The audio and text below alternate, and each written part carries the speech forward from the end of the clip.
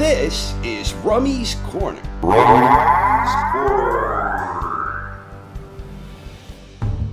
Good evening, boxing fans, and welcome back to the latest in the top 10 by decade ranking experiment. Here in part 12, our focus is on the Junior Featherweight division, also sometimes known as the Super Bantamweight division. As always, we will be utilizing Ring Magazine's rich archive of historical rankings in order to try and objectively determine the top 10 junior featherweights from each decade. Ring Magazine began doing annual rankings for the junior featherweight division in 1979. So for our purposes here, we will begin with the 1980s. At the conclusion of 1980, these were the top-rated junior featherweights according to Ring Magazine. Wilfredo Gomez was the champion, so he gets 10 points for being the first name on the list. Next is Sergio Victor Palma, and he gets 9 points. We continue scoring points in this fashion until we reach the 10th name on the list, Jose Cervantes, and he gets 1 point. Carlos Mendoza is the 11th name on the list, but we are only concerned with the top 10 names on any given list. Ring Magazine only ranked the original 8 weight classes in both 1987 and 1988, so the data set here is incomplete. But based on the data we do have available from the 1980s, the final result looks like this. Jaime Garza finished first with 41 points. And the most dominant stretch of the available info we have was Wilfredo Gomez, who was viewed as the best of the class for a 3-year stretch. This is the second top 10 finish for Gomez, who also appeared in the 1980s featherweight results. And it's also worth noting that Gomez was also rated as the top guy in this division in 1979, and that his reign as WBC junior featherweight champion, it predates Ring's debut ranking for this weight class. In other words, Gomez was champion in the weight class before Ring began doing ratings for it. Now looking ahead to the 1990s, Kennedy McKinney topped the list with an impressive 52-point total. The baby-faced assassin Marco Antonio Barrera placed third, and his career rival, El Terrible, Eric Morales, he isn't far behind. This is the third top 10 finish for both Barrera and Morales.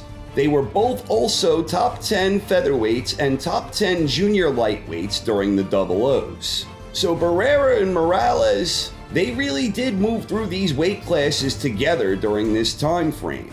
And for Daniel Zaragoza, this was the second consecutive decade where he finished as a top 10 junior feather. On to the double O's, Israel Vazquez finished first with an impressive 60-point total. He was viewed as the best of the class at the conclusion of 4 consecutive years, and he was viewed as a top 10 guy in 8 out of 10 years. So it makes sense seeing him finish first here. Then in 7th place, we have Manny Pacquiao. And for Pacquiao, this is his third top 10 finish.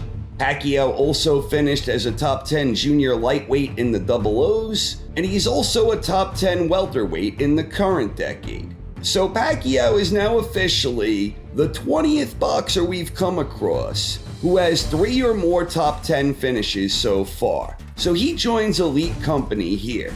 And even though the current decade is not yet complete, through the end of 2017, the results look like this. Guillermo Rigondeaux has an outstanding 70-point total, and mathematically, he is a lock for the top spot. He's been viewed as the best of the class running on 5 straight years. And then this is the second top 10 finish for Leo Santa Cruz. He was also a top 10 featherweight in the current decade, but we still have 2 years left to go here, so we will just have to wait and see how the rest of this plays out before anything is finalized. Although we do know Rigondeaux is a lock for first. In total, there were just 2 junior featherweights who appeared as top 10 in multiple decades, Huntawat Kratenjum and Daniel Zaragoza. For the most dominant decades, we have Guillermo Rigondeaux from the current decade, Israel Vasquez from the Double O's, and Kennedy McKinney from the 90s. So not a whole lot of history going on here, like the type of thing we were seeing with the original 8 weight classes. And then if we add up all of the totals from all of the decades we covered, the final result looks like this. Rigondeaux tops the list with 70 points. Then it's Vasquez again, and third is Marco Antonio Barrera. And if we included 1979 here, which we didn't, Wilfredo Gomez still would have missed the cut, as he would have finished with 40 points. But again, I think it's worth repeating that Gomez's championship reign predates Ring's debut ranking of this weight class. So I think Gomez is someone that should definitely be in the discussion of best junior featherweights. So going forward with the ranking experiment, we have 5 weight classes left to go, and then we're going to do 9 quick decade recaps from the 1920s all the way through the Double O's. And finally, after that, it will be the grand finale Top 100 Countdown, where we will combine and calculate all of the point totals every boxer has ever accumulated under this scoring system. And we will be going through the entire Top 100, where I show everyone exactly where all of the points are coming from. And while this scoring system is a far cry from being perfect, I do think it paints a very interesting picture that's worth exploring. Thanks for watching, everyone. Hope you enjoyed. Please stay tuned for part 13 of the ranking experiment. Next up, the bantamweight division. Take care, everyone, and have a great night.